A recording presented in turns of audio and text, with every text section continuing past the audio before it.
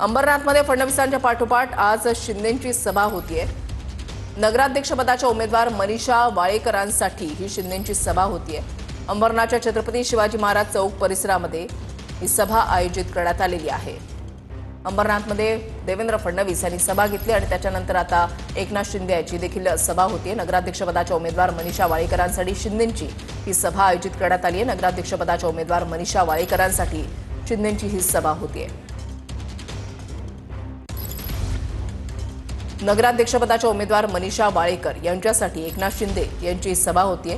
अंबरनाथच्या छत्रपती शिवाजी महाराज चौक परिसरामध्ये या सभेचं आयोजन करण्यात आलेलं आहे। अंबरनाथमध्ये देवेंद्र फडणवीसांनी सभा घेतलेली होती आणि आता त्यांच्या पाठोपाठ शिंदेंची सभा होतीये।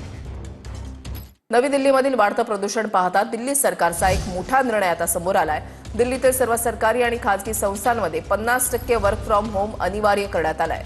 आजपासून निर्णयाची अंमलबजावणी होणार आहे।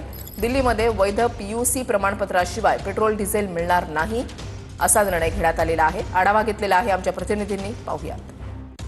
देशाच्या राजधानीतील हवा अजूनही अत्यंत खराब श्रेणीमध्ये आहे।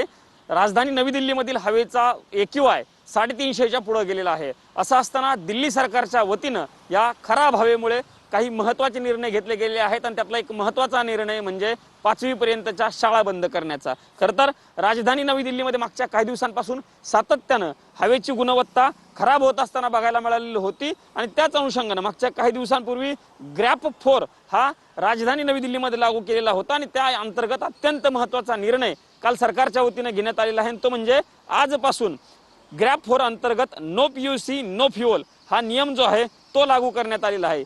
अत्यंत खराब श्रेणीतील विषारी हवा घेत आहेत असं आपल्याला एक प्रकारे म्हणावं लागणार आहे। कॅमेरामन राकेश कुमार समी, प्रमोद जगताप, TV9 मराठी, नवी दिल्ली। वसई विरार महानगरपालिका निवडणुकीसाठी भाजप उमेदवारांच्या मुलाखती आता सुरू आहेत। 115 जागांसाठी 850हून अधिक इच्छुक उमेदवार आहेत।